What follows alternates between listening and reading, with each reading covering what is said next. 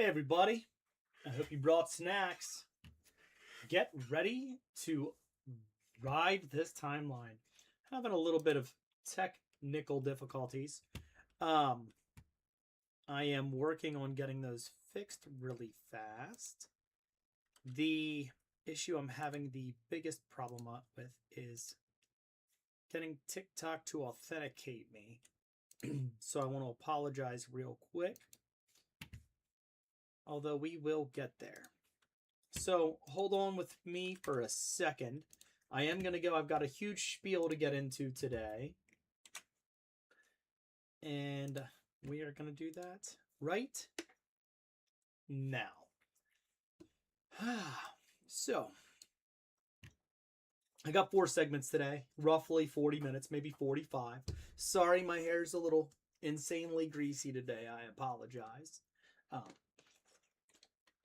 I brought some water. I've got a little bit of a cold going on, so I wanted to keep my voice nice and fresh for this. So,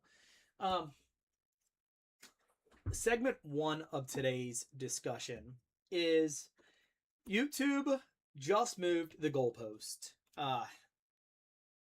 Yesterday, YouTube announced the biggest change to how creators get paid since 2018 in 8 years. If you're a small channel, which is where I am, I don't make any money. I'm not monetized, and I have issues just getting my name out there. And I know most of you watching, if you have a YouTube channel or a TikTok, most of you are stuck where I am, the sub 200 view per video range, putting 6, 7, 8 hours into a video and getting 200 views. They say, make it have a better hook. You give it a better hook. Nothing. Use better graphics. You use better graphics, and then you get, this is AI, 2 down thumbs, and then nobody else watches it. So, I mean, you just keep plugging away. You keep making the content. You keep doing the research. You keep working, right? So, right now, you need to have 1 million views in 90 days on your shorts, or 4,000 hours of watch time on your long form videos. 4,000. Used to be 2,000. Now it's 4, right? 4,000. I'll tell you, I'm at like 100 in a year. 4,000 seemed way out of range for me. So I was making plans, trying to figure out how to get to it. And by the way, if you can get to 4,000 before January or February, you're grandfathered in. So I'm going to be doing a lot of pushing, trying to get stuff up. Hopefully I start seeing some of that love back, but we'll see. But 8,000. That's how many watch hours you will need. So let me back up. The old deal.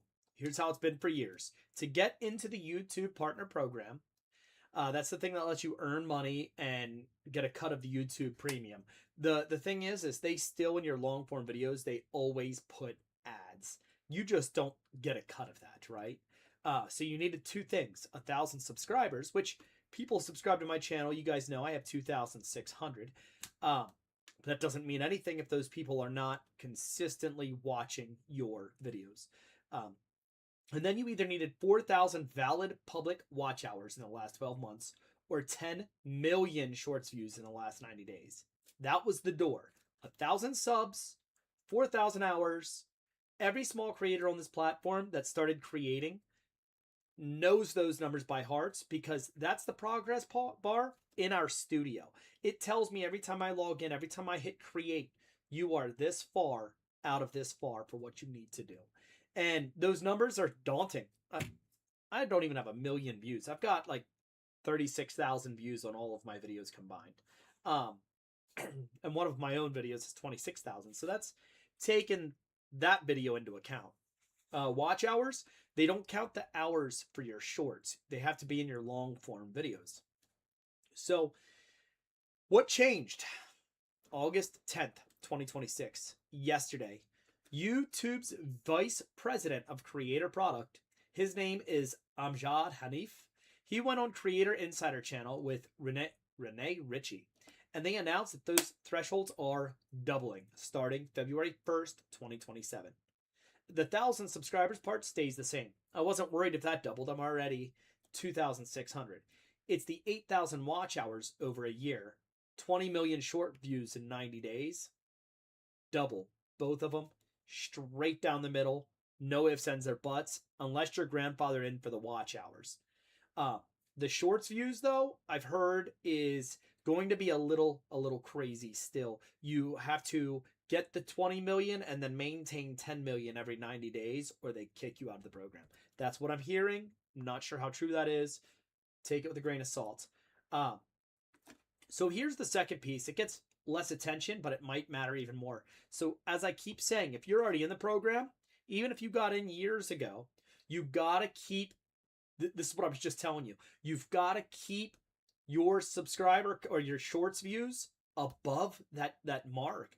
You have to be pulling 10 million qualified shorts every rolling 90 days. Let's say you had a bad day. You went on vacation, or a bad month. You went on vacation and you weren't able to produce some content and you drop below that 10 million, out, right? So 20 million to get in, 10 million rolling to start. That's how it goes. You fall below it, you don't get kicked out from earning on your long form, but your shorts revenue switches off until you climb back over the line.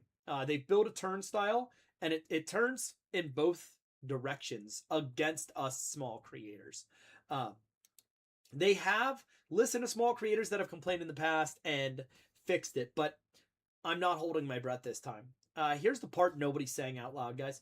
YouTube is framing this like the platform got bigger, so the bar should get higher. He said they want the earnings to go from the program to be meaningful, enough that you can actually reinvest in your channel. He pointed out that some channels are currently generating a few cents in shorts revenue in a slow month. And you know what? That's not a lie. And a few cents is insulting. They're not wrong that the math is broken. And here's what I'm going to say, discussing that when it comes to me personally. I spend a month on programs to edit, to create some of the images I do, to create the songs I do. All of that, I spend roughly $300 to $400 a month on these programs. And that's no lie. And that's not counting my time, which is probably any day that I feel good enough to create, I'm creating. So if I wake up and I don't have a migraine, at 5 a.m. I'm creating content. And I'm creating content some days until 7, 8 at night. That doesn't sound like much. People say, you have to sit there and just create. It's nothing.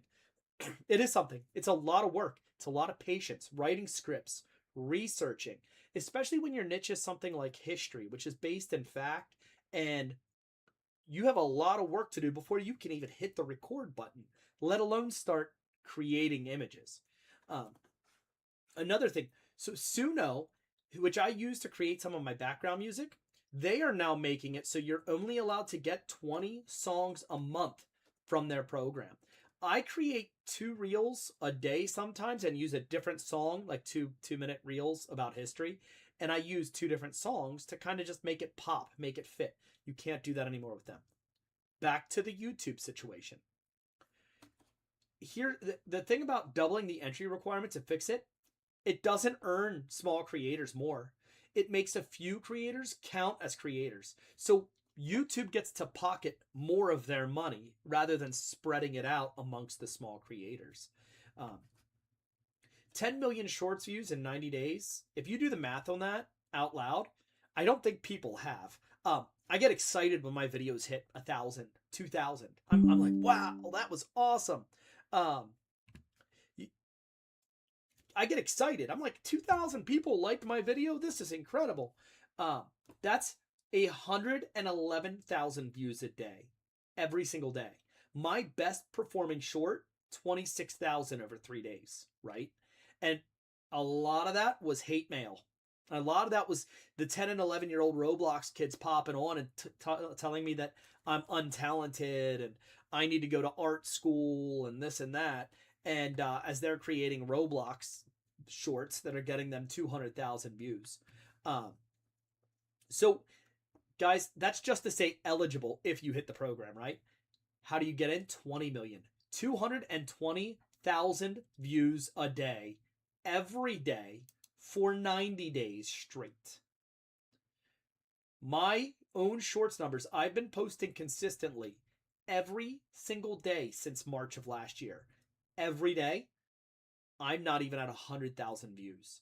I didn't make enough in 6 months to count for what I need in one day for 90 days straight. Um, I post a fact of the day every morning or afternoon, no exceptions. I've been starting to do it in the afternoon because I've seen me go from 100 views to 400 views just by changing the hour. So it's insane. I'm not even within a country mile of that number, and neither is almost anybody who's listening to me right now. If you guys are listening to me, you guys know that this is near impossible to get to for us small creators. And for people that push a product, that's one thing. You're pushing something you're selling. What I'm selling, what I'm pushing is me. I'm pushing my knowledge of history and my ability to hop on a camera and share it with you. That's what I'm selling. So it's not like the 3,000 people that are watching me are like, history, you're super cool, dude. We're going to subscribe and it's going to make you money. No, because I'm not selling you anything. I mean, maybe one day if I ever take off, which it's looking like I can't, if I ever take off, maybe I could sell little plushies of snacks, my little Sasquatcher, or the coffee mug you guys see me holding every day with my little Sasquatch on it that says, I hope you brought snacks. Maybe one day I could sell that stuff. I could design my own Hawaiian shirt brand, which would be awesome. But I'm not there. And the chances of me ever getting there as a historian in the niche I'm in, not happening. So to be fair, even though I'm annoyed, YouTube didn't just take or didn't just so okay. The fan funding tier didn't move. That's still 500 subscribers and 3,000 watch hours. So like I could put up there, donate to me. But that seems a lot like I'm putting my hand out and I'm like, guys, please give me money. I don't want that. What I want is to make money off of ads. I don't want to make money off of my friends and the people that watch me do these videos. I don't want to make money off of little subscription things. Some of my favorite YouTubers, I watch a bunch of lawyers and judges or ex-judges talk, and they have subscriptions, and rightfully so. They're experts in their field, and I guess technically, with Friday after I defend my dissertation, I get my PhD, and even now with my master's, I guess technically I'm a master's of my niche, but to me it's not the same, and maybe I need to start looking at it that way. So enough about me, to keep going on. So they're expanding Premium Lite to every country where Premium is available, with creators sharing a pool of 60% of net subscription revenue. What this means, it's from YouTube, in their own words, on average, a creator earns more from a premium viewer than from an ad-supported one. What they're talking about is shopping bonuses, brand deal incentives, and bonuses for starting trends. So an example of that is what they do on TikTok now. So when I joined TikTok, I joined because I wanted to go live and I wanted people to watch me and learn history.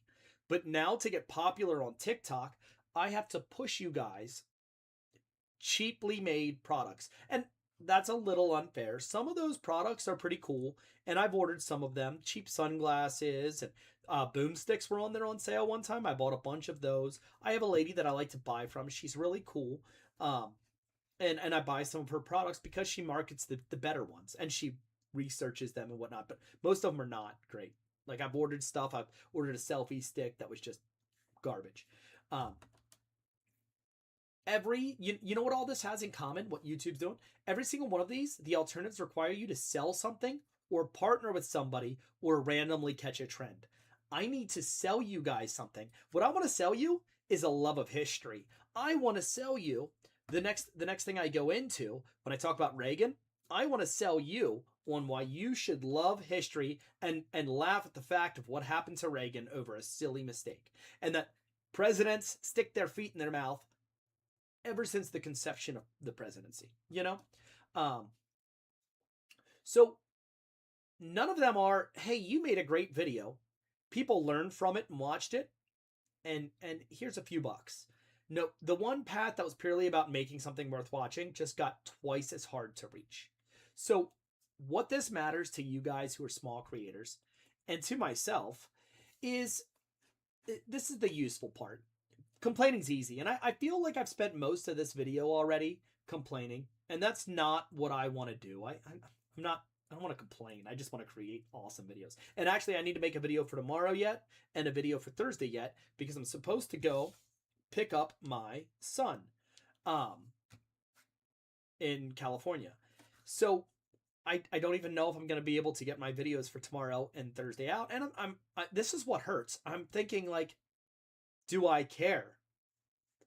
I do care. I care about you guys getting that fact of the day, even if nobody watches it.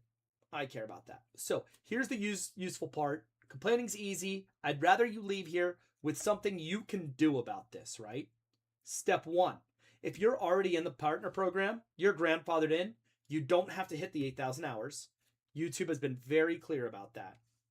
You just need to maintain the 4,000, right? So I think you guys can do that, and that's awesome. The new entry thresholds apply only to new applicants that don't hit it by February.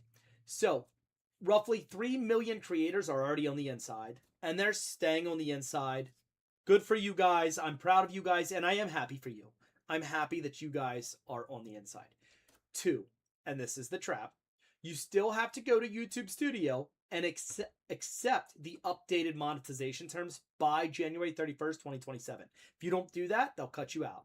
The watch page module, the shorts module, and the commerce module, if it applies to you. If you don't click the button, you stop earning February 1st, 2027.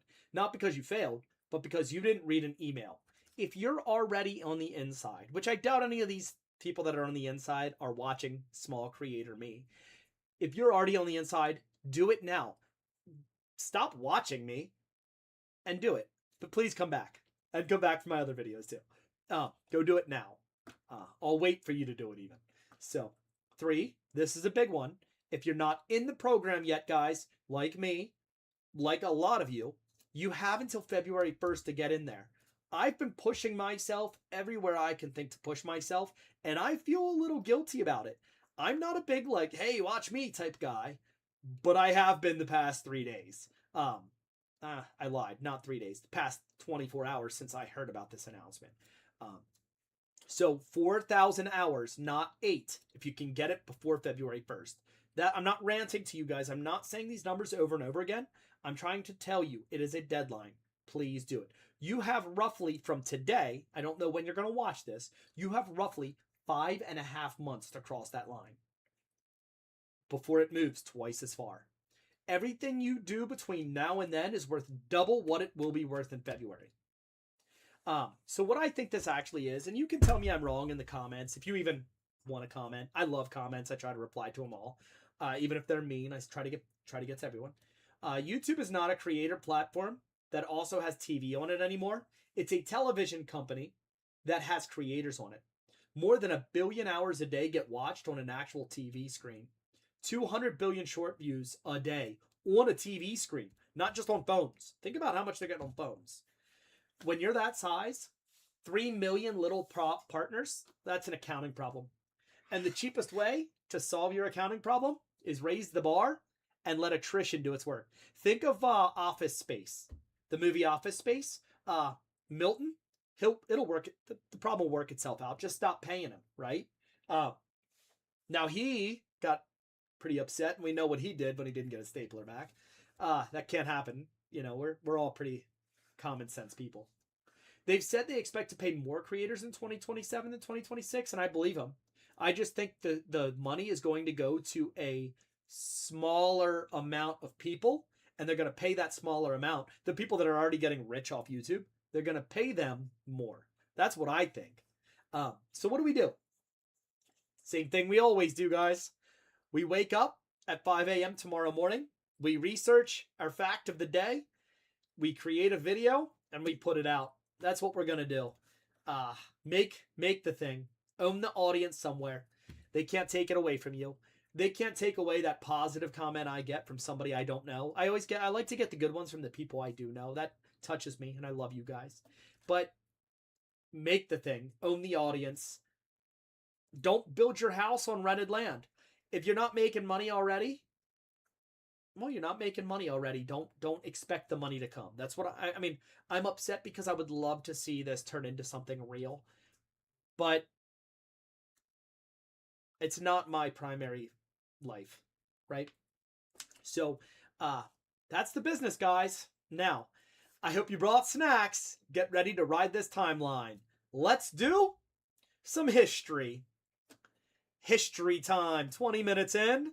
Everybody's probably already gone because of all my ranting and complaining. You never know. Afterwards, I'm going to edit this video, get rid of all the like. I'm going to get rid of all those. So, segment 2. I call this segment, We Begin the Bombing in 5 Minutes. 42 years ago, August 11th, the President of the United States announced on an open microphone that he had just outlawed Russia and the bombing would commence in 5 minutes. He was joking. Nobody in Russia knew that. So, Saturday, August 11th, 1984. Ronald Reagan, he's not in Washington, D.C. He's not in the Oval Office. Nope. He is at Rancho del Cielo. And I might be saying that wrong. Who knows? I get a lot of you said that wrong. I don't care. Whatever. You get the idea. He's at his ranch. Ranch of the Sky. His 688-acre spread in Santa Ynez Mountains above Santa Barbara, California. I was stationed in Lompoc, California, right outside of Santa Barbara for 5 of my years, and it is a beautiful area, and I hope to never live there again. But it is beautiful. This is where Reagan goes when he chops wood. Everybody knew he did some outdoorsy stuff. This is where he goes to chop some wood, to clear some brush, to ride horses. This is the thing that made him Ronald Reagan. The cowboy, the TV cowboy. So he is 63 days from the first debate and 87 days from an election, right? He's going again. Bush Reagan. So he's about to do his weekly Saturday radio address. Back when presidents would sit down every week and give a discussion. And that was normal, right? Nowadays a president speaks and we're like, whatever. And they only speak once every few months. Back then, weekly. He gave a weekly address. And the subject of his speech this week? The Equal Access Act. A boring school-related legislation he'd signed, allowing students' religious groups to meet at public high schools outside of school hours. Real speech, real policy, real boring. I mean, this is stuff you can't make up. This is what he was going on the air to talk about. Something people are like, cool, whatever. So, the joke. Before you go live on national television, the engineers, the sound engineers, they need levels. They need you to talk so they can set their little knobs and twist their little gauges and make it sound good. Most presidents count to 10, right? Reagan was a radio man before he was anything else. He called Cubs games off of a ticker in Des Moines in the 30s. Reconstructing baseball, he couldn't see. Reagan didn't count to 10. Reagan performed because Reagan was a performer. That's what Reagan did before he was president, right? So he leans into his microphone and he does a bit. He riffs. He jokes. He says whatever he wants, right? Reagans. So using that exact opening, and he didn't use the exact opening he was about to use, but he did start with his usual start, right? My fellow Americans, I'm pleased to tell you today I've signed legislation that will outlaw Russia forever. We begin bombing in 5 minutes, right? Everybody in the room laughs. Of course they laugh. Everybody knows it's a joke. He's not going to bomb Russia. Things with Russia are tense enough. So this is just kind of like, whatever. So Reagan did this constantly. He would, during sound checks or just hanging out in the office, he would make jokes. And he did it all the way back to his days in Hollywood. He was just a funny guy on the air, making light of things, trying to keep people happy and smiling. So 2 years earlier, October 1982, let me see this, what I wrote. So 2 years earlier, this wasn't the first time this kind of thing had happened to Reagan, right?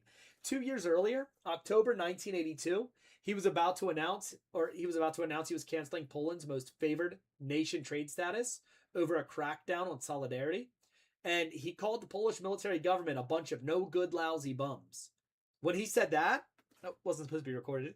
That one leaked. ABC and NBC aired it, and afterwards, the White House Correspondents Association agreed as a body that they wouldn't publish unprepared, off-the-record presidential marks going forward, right? So this had precedent. It had precedent for people not to just publish it. So he thought he could just get away with making jokes still, right?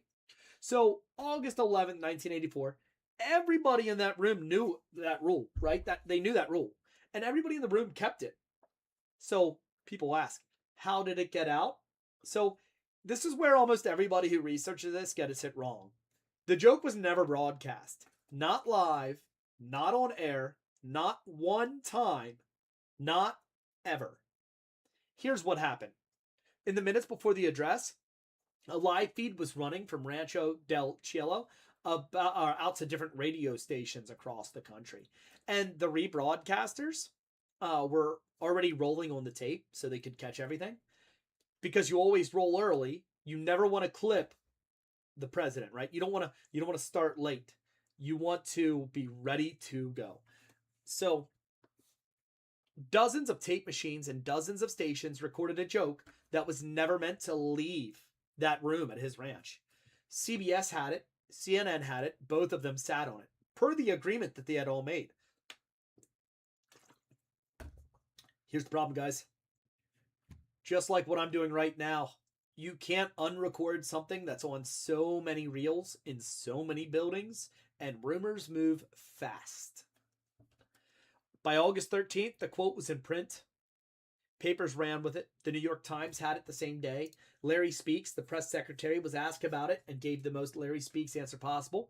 He said he doesn't talk about off-the-record stuff. By August 14th, it was national and global news everywhere in the world. Everywhere. So how did Moscow react? This is where context matters, friends. 1984 is the context. You got to understand where the Cold War was in August of 1984. Reagan called the Soviet Union an evil empire March of 83. He wasn't shy about what he believed, right? Like, he was pretty much, they're an evil empire. So, that September, the Soviets shot down Korean Airlines Flight 007, and that had 269 people aboard.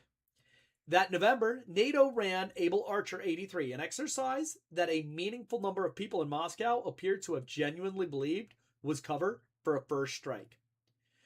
Yuri Andropov died in February 1984 and was replaced by Konstantin... I'm not good at Russian. Please don't hate me for butchering Russian names, even English names. I'm not good at them. Konstantin Chernenko, who was already a sick man. The Soviets had boycotted the Los Angeles Olympics, which, by the way, were still going on this week, right? Closing ceremony was the next day. And that's the room that this joke walked into. Like, Russia was already mad at us. We were already mad at Russia. Tensions were, like, bad. It was not good. So, August 13th, the Soviet Deputy Foreign Minister, Valentin Kamenev, once again, my Russian, not good, was asked about it by reporters. He said, I have nothing to say. The next day, the dam broke. The Soviet government, the Pravda, Izvestia, and TASS all denounced it. TASS's language was that it was unprecedentedly hostile. Their argument was that it proved American insincerity about improving relations, and it was an abuse of the office of the president itself. My dogs are barking. I apologize to anybody watching. Give them a second to calm themselves. Western diplomats at the time thought Moscow was laying it on thick on purpose, running up the outrage to buy leverage at the negotiating table.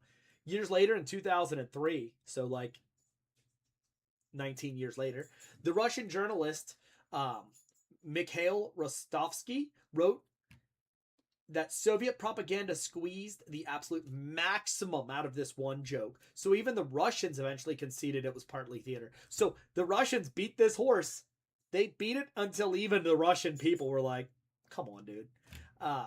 So now this is the part that goes from it being kind of funny to it not being funny at all. So I've got to be careful with you because the sourcing on all of this, it gets kind of messy, and the research on it wasn't easy. It took me a while to find some of this stuff, and some of it is hearsay. So take some of this with a grain of salt, but understand that what I have is just so I can keep telling you a clean story. So what's on the record is the report by NBC. Martin Kalb and Tom Brokaw covered it, and Congressman Michael Barnes, a Democrat from Maryland, pursued it. And this is it. August 15th, 1984, somebody in Soviet Far Eastern Command, the NSA later described this person to Barnes as a wayward operator, transmitted a coded message out of Vladivostok. Part of it read that they were now embarking on a military action against U.S. forces. Things got real, right? Got really real. Japanese and American intelligence intercepted and decoded it. The alert state in that part of the Pacific went up. Soviet naval vessels in the North Pacific started calling, asking what on earth was happening, calling Russia. The United States never saw any actual evidence of Soviet attack preparations, and the alert was put out was canceled within 30 minutes, right? So 30 minutes of scary. There was no change to the American DEFCON level, and that part matters. This was not the world ending. Nobody's hand went near the nuclear button. If you watch my reel today, I make a joke with the button and all that. It didn't actually happen that way.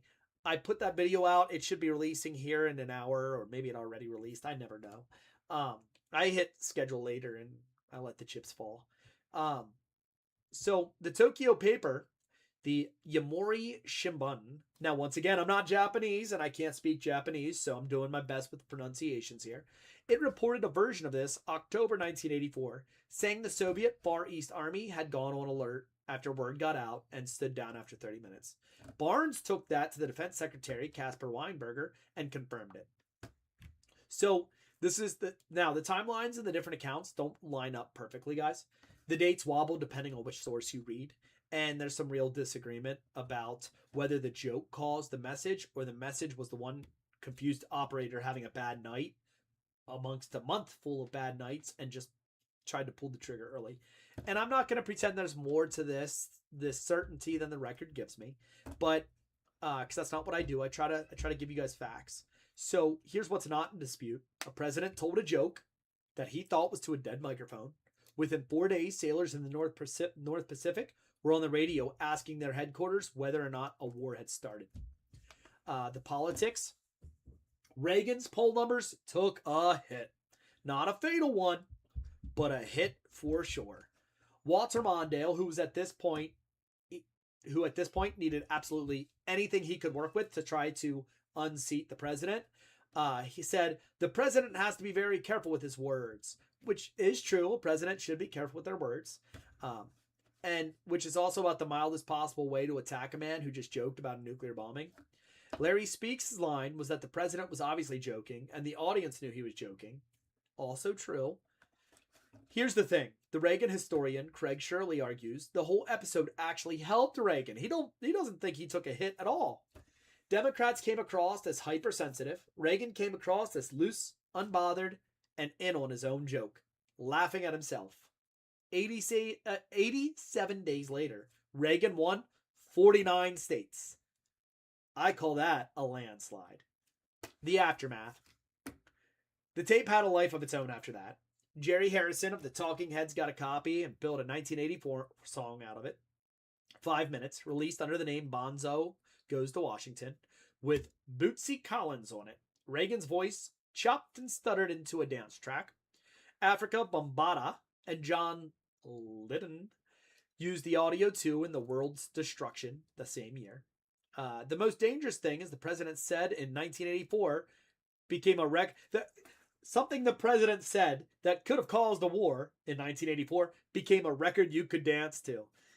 Isn't America great? So, guys, to close this part of my live up, because there's more to come, I'm making this a long one. Here's what I keep coming back to. Reagan wasn't wrong that it was funny. I think it's funny.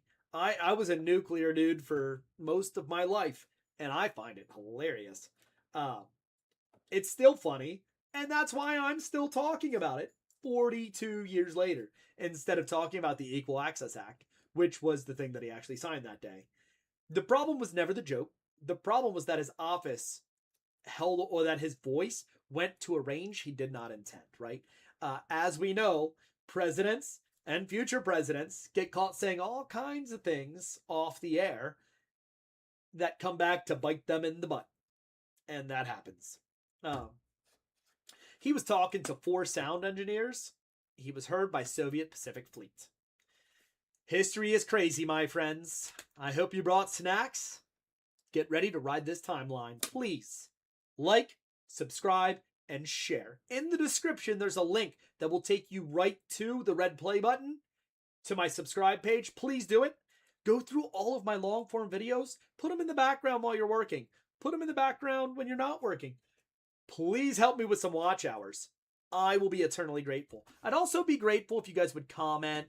Tell me what I should do next. Give me ideas. My Hacksaw Ridge video that I just released was an idea from a friend of mine that I've been promising him for a month I was going to do. Finally, I recorded it about a week and a half ago.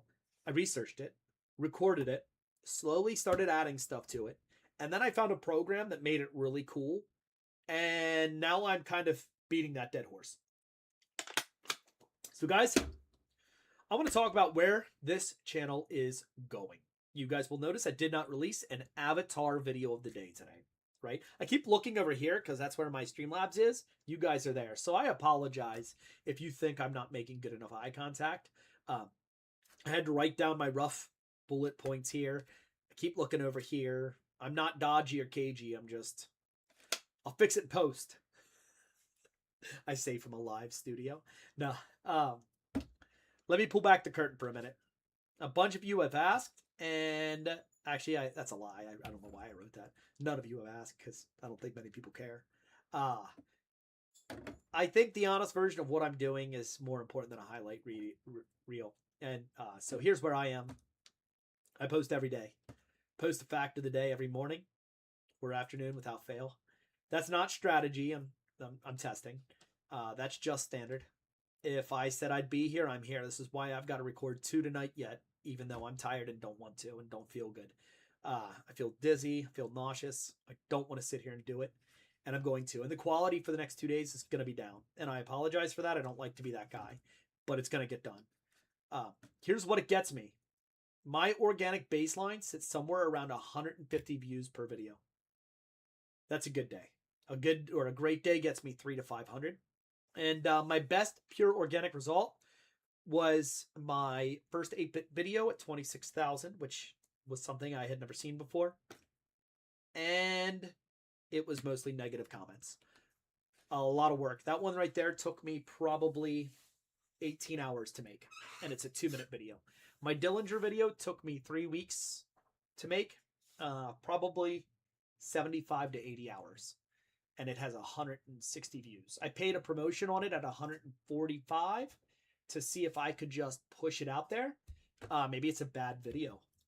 I don't know. Maybe my videos suck. And I'm not saying that pity. Maybe I think they're better than they are. I watch them and I love them. And it's not because it's just me. It's because I love history. So let's see where I'm at here. Now, hold that number to what I told you in the first segment, guys. 8,000 watch hours, 20 million short views. You see the gap. I see the gap. I'm not blind.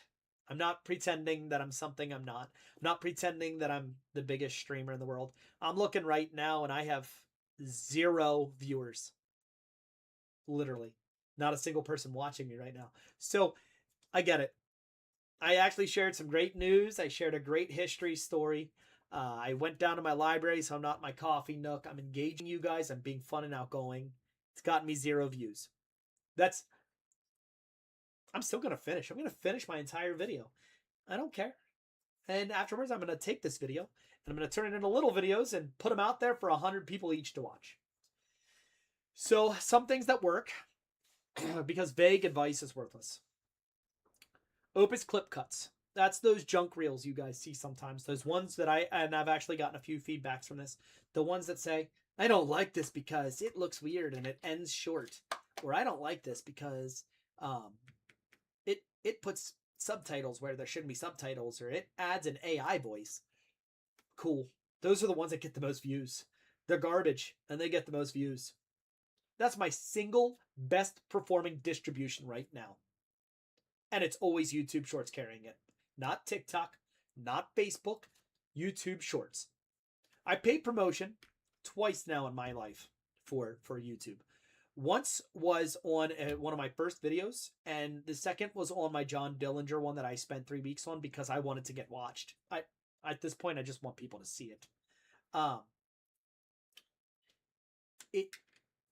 Those views are fake.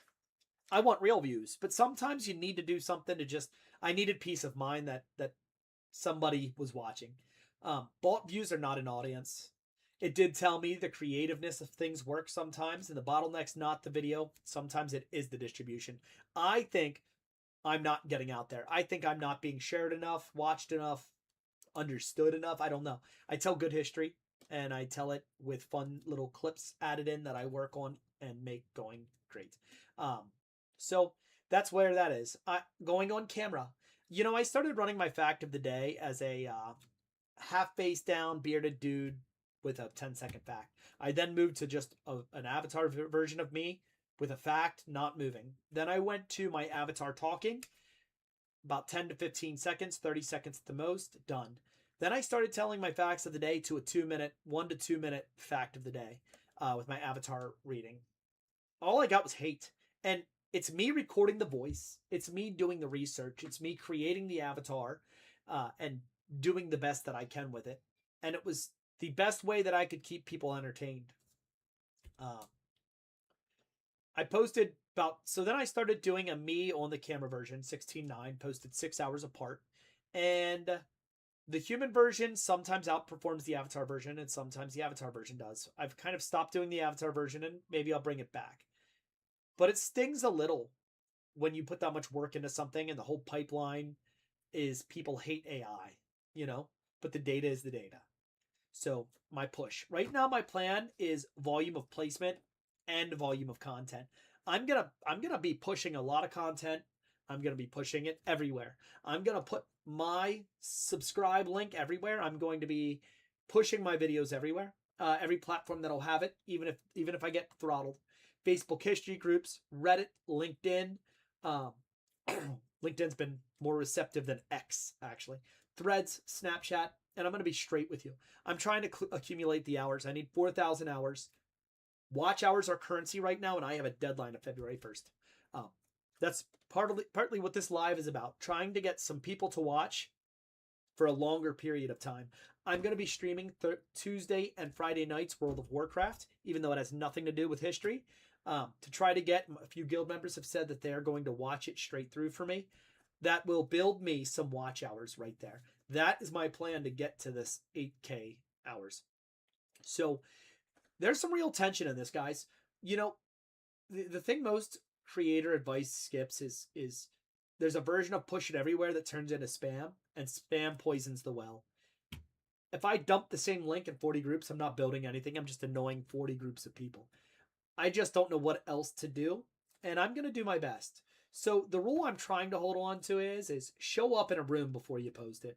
Talk to people. I'm going in and I'm just discussing things with different people. I go on TikTok and I message every single one of the creators that I can. I try to post on their pages. I want them to post on mine because then I turn around and post on 2 or 3 of theirs. I try to share. Facebook, whenever anybody leaves a comment, I reply almost immediately, within a half an hour, as long as I'm not sleeping. And I try to respond positively and creatively, except for the negative comments. I kind of get a little snarky. I've always been that way. So, yeah, and I'm going to talk about the tools again, what they cost. So I've been trying Agent Opus. It's one of Opus Clip's new things. Instead of just chopping long videos into shorts, it takes a prompt or a document and builds a huge video. That costs about $40 to $50 a video. It's very impressive, very impressive. I created the B-roll for my Hacksaw Ridge with it, Very expensive, but my Hacksaw Ridge one turned out phenomenal, and I'm releasing a full AI one here in like 2 or 3 weeks. I just took my B-roll and made it one whole video, um, but I released my me talking one yesterday, so you guys should go check that out. It was pretty expensive to make, and it turned out really well. Um, so to give you the shape of it, the base Opus clip tiers run for free, and you get about 60 minutes of processing a month.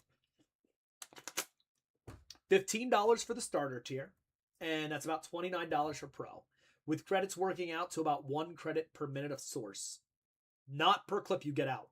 So 1 hour of uploads cost you about 60 credits. So whether it hands you 3 clips or 30, whatever, and credits expire. 60 days on a monthly plan. That's what you get for that. I use HeyGen. That's how I make my avatars. And I also use HeyGen to do some speech editing. I'm going to end up putting this whole 40-minute video, now it's 46 minutes, in 15-minute chunks into HeyGen and having it cut out all the ums, ahs, repaste it all back together so it looks smooth. Then I'll put it in Adobe Pot. So that cost me a good bit, by the way. Then I use CapCut to edit it all together. That's a monthly subscription. Pixel Labs, that's how I create the sprites for my 8-bit series. It actually takes a long time to create one sprite moving in all the different directions and make it look how you want, and then make it look like the other sprites. I use Suno. All these tools that are cheap each month, subscriptions, it's my car payment. It's a car payment. That's the math. So, and I'm not complaining. I went into this with my eyes open. I knew it was going to cost me money, and I knew that there's a good chance that I wouldn't get money out. I have a dissertation defense in 3 days. I defend my dissertation. I have 18 years in the Air Force, retired. So I have 3 master's degrees, a bachelor's and associates, and a couple certificates. I never thought any of those was going to be a get-rich scheme. I never thought any of those was going to make me any money, and they don't. I never thought this would be a get-rich scheme or make me any money. But I'd be lying to you if I said my spreadsheet made any sense right now. It doesn't. So here's my direction. More long-form content. That's what the new rules reward. 4,000 hours, moving up to 8,000 hours. You guys are going to get a lot more of this beautiful mug on your beautiful screen. I'm not saying that it's going to get me more watch hours, but maybe. Maybe I should just record myself like the Truman Show 24/7 and hope I get one person that watches me for 3 months straight. Oh, man. So that's what we're doing right here, is this actual thing. My 8-bit series keeps going, both vertical and widescreen from here forward. A lot of my facts of the day, not all of them because it takes a lot of time, are going to be done with 8-bit, 16-bit Super Nintendo style pixelation without sprites. I will release sprite videos. They will be a lot more further and far between because they take days to make, days. And that's not the research and the recording. That's the actual time to create the editing. Because I'm not a computer whiz either here, guys. So the Rescuer series is coming. I am doing that. Things have just been crazy. Health-wise, video-wise, life-wise. The Holocaust Rescuers, one at a time. I'm going to do a 2-minute video with archival footage, hopefully, of different rescuers. People think Schindler, you know, or that other one I did, that Anton guy. Think him. I'm going to do 20 of those. That's a number I'm throwing out there. And then I'm going to compile it into a huge video. So keep an eye out for that one. I think that one's going to be big. I'm going to keep showing you my numbers. Good ones, bad ones, because I think there's a whole genre of creator content built on pretending that growth is inevitable. And I don't want you guys to think that. I don't want you to go into things blind. And I want to be honest. My niche will still be history. I will be adding little things like this in. Maybe it's going to confuse the algorithm and screw me over. I don't know, guys. And so one more section before I log off for the day. This one's going to be about 10 minutes long, maybe a little longer. You know I can rant and rave and talk with the best of them. Segment 4. The library didn't burn. Anybody who knows history knows where I'm going with this. Everybody knows the story. My very first video was about this, right? The Great Library of Alexandria. Every book in the ancient world under one roof. All of the knowledge of mankind.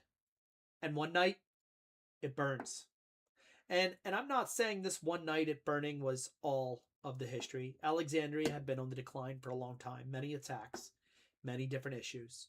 But we lost about 1,000 years of history and knowledge by the burning of Alexandria. If that hadn't happened, maybe we had been on the moon in the year 700. Maybe we would be further along in our path for peace. It's a great story, but it's mostly wrong and the truth is worse, right? So I want to start with what this is, because library undersells what Alexandria was, and it undersells it badly, guys. So around the early 3rd century BC, under I'm gonna butcher names. Please don't hate me for butchering names. Ptolemy the first and Ptolemy the second. There was a man, Demetrius of Phalerum, advising, and the Ptolemies had built the I'm gonna have to get close to my words here. The Museum in Alexandria, a temple to the muses. So maybe it said Museum.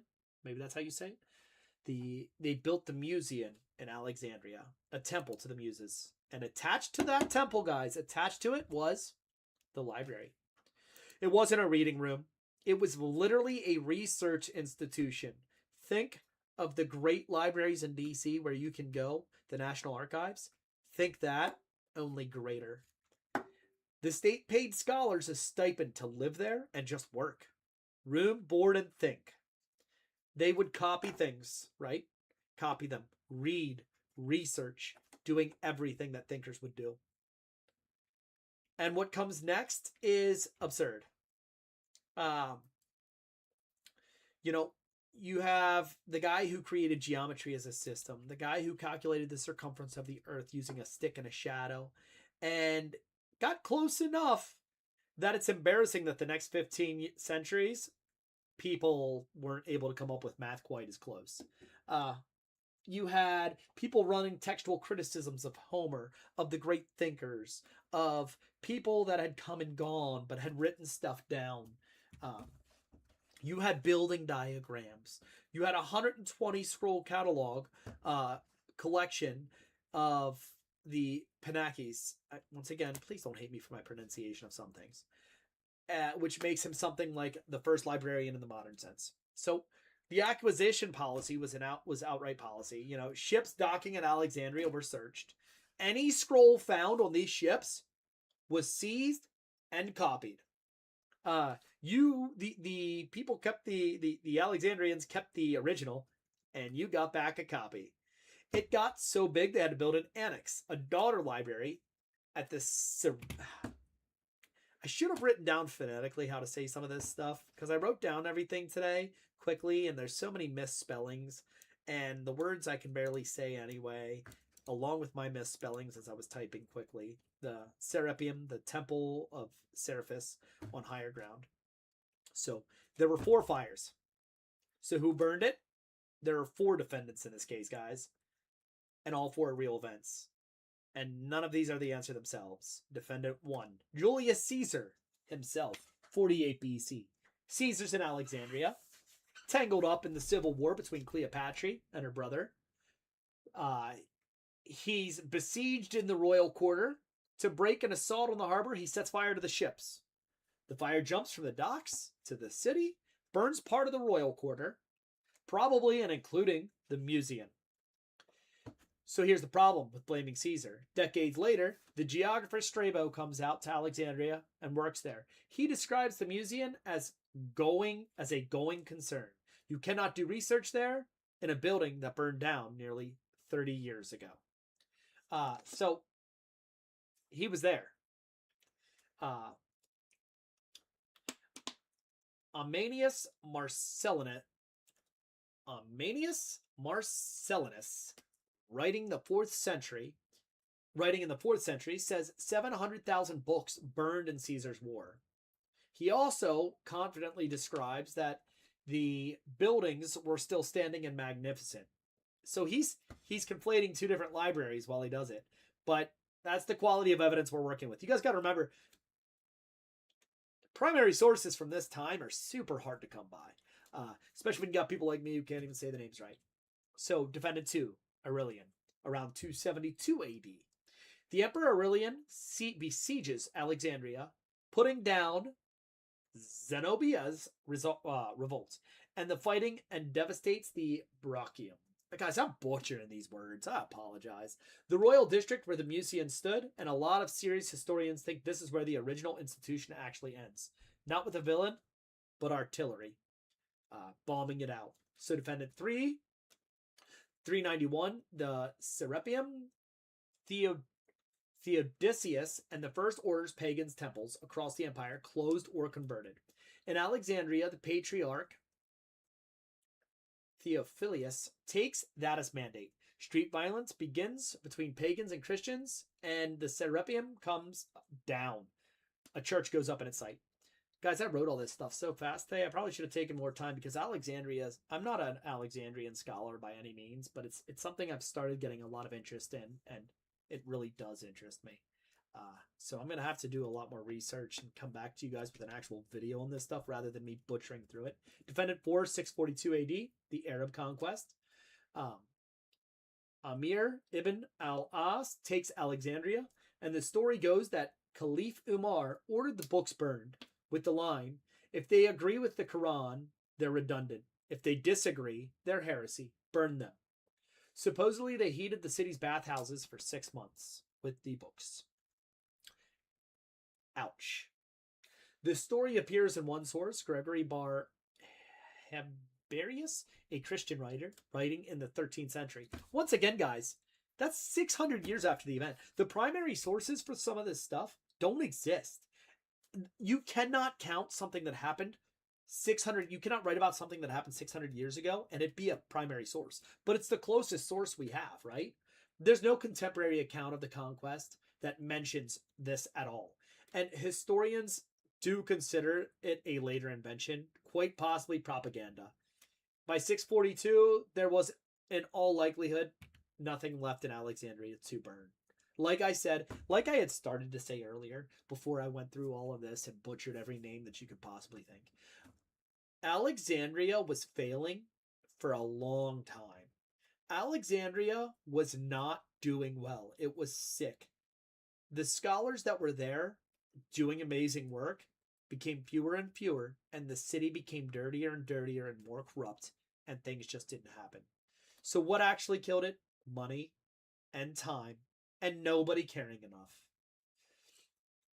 You know, in 145 BC, a full century before Caesar ever showed up, Ptolemy VIII ran a political purge and drove the intellectuals out of Alexandria, right? Including the head librarian. The building stayed, the scrolls stayed, but the royal patronage changed, and the librarian's post stopped being a scholar's job and started being a political appointment by those in charge. I would, if I had to point to one time, one thing, that would be the moment. Not a fire, budget, and choosing the wrong person for the job. You guys also have to remember, they didn't write on paper, right? They didn't write on like stone.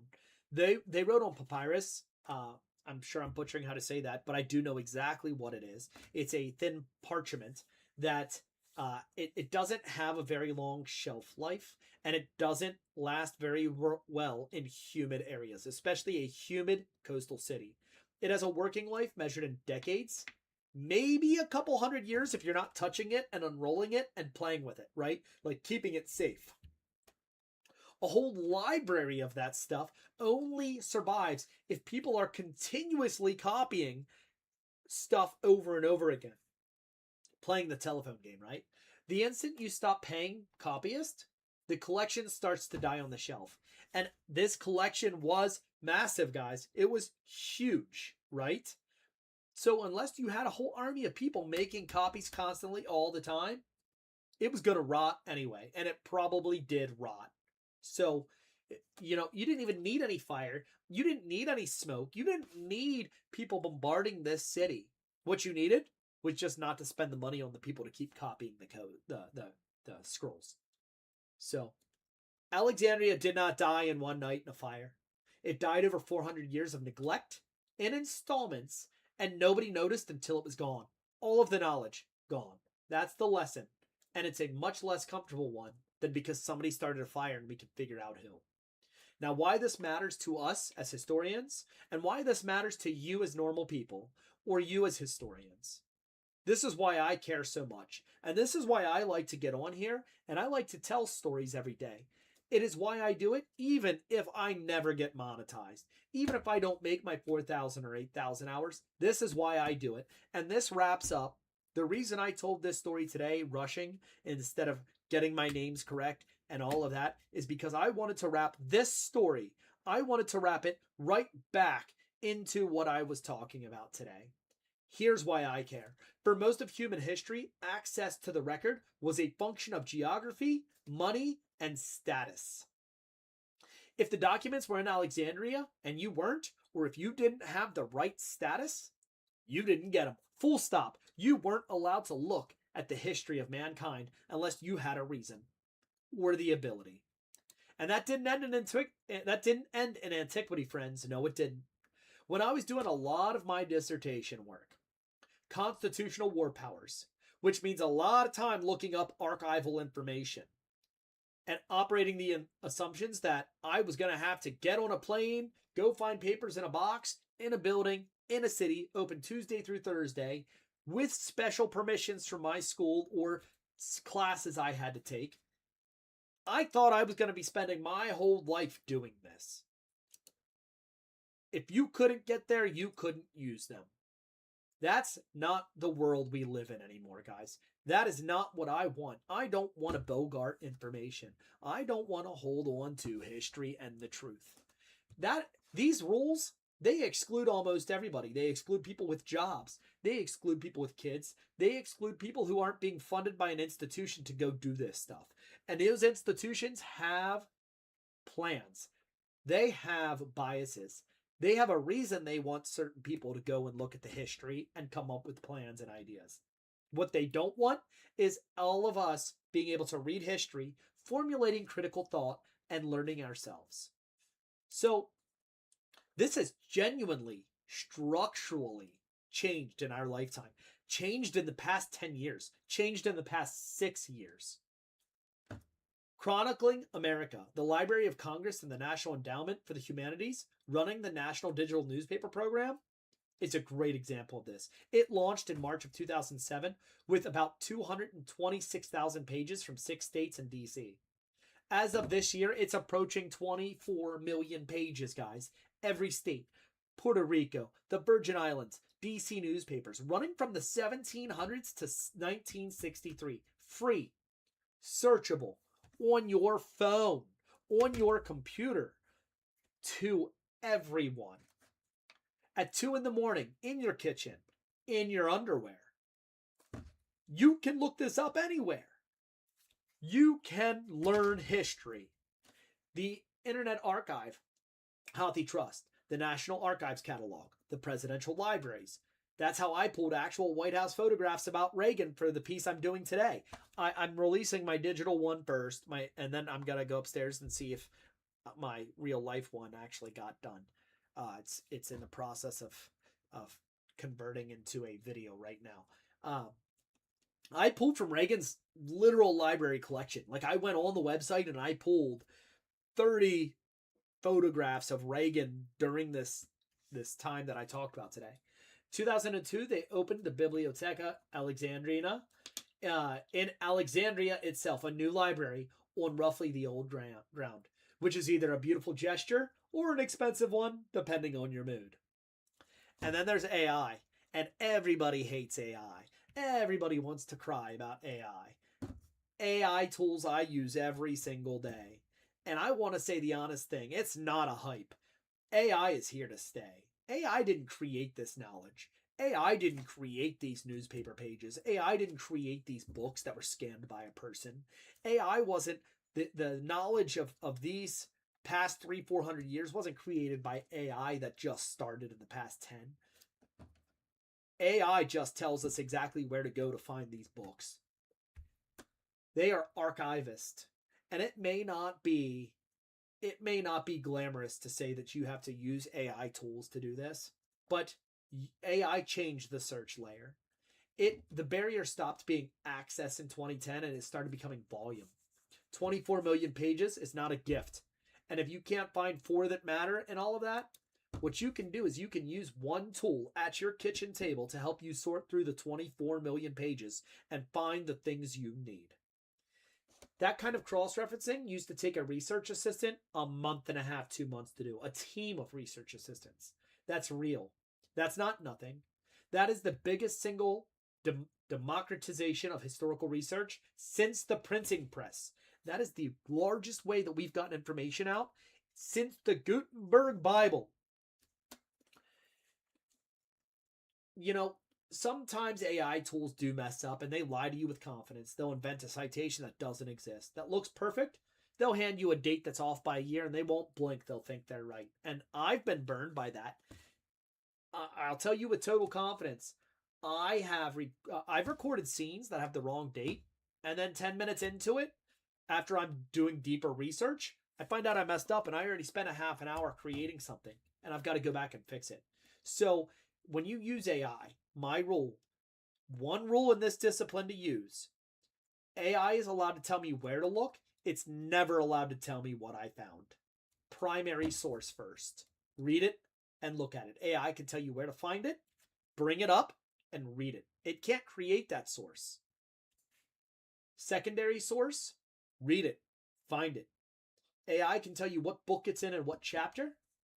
You read that chapter. You read that book. You read that primary source. That's your record. AI can find it. AI will not be allowed to tell you what it says. It's a tool for finding things. It's not the witness. To close, guys, the library at Alexandria didn't burn at night. It went dark slowly while everybody assumed somebody else was taking care of it, and nobody was. We are living in the exact opposite moment of that. More of the record is reachable by more of the people than any point in human history. People back in Alexandria had to hijack ships and steal knowledge. We now have a search bar and a computer. Go look something up. Go look up your town's newspaper from the week you were born. Go look up Reagan and what happened today. Go look up Reagan and some of his other stuff. Go look up anything you want. Look up something. That's the whole pitch, guys, from how I may never get monetized to talking about my reel today and Reagan to discussing some of the tools I'm doing and where my page is heading in the future to butchering the names of the great Greeks and the city of Alexandria and then linking it all back together. That's where I'm at, guys. That's my whole pitch. That's why I do this.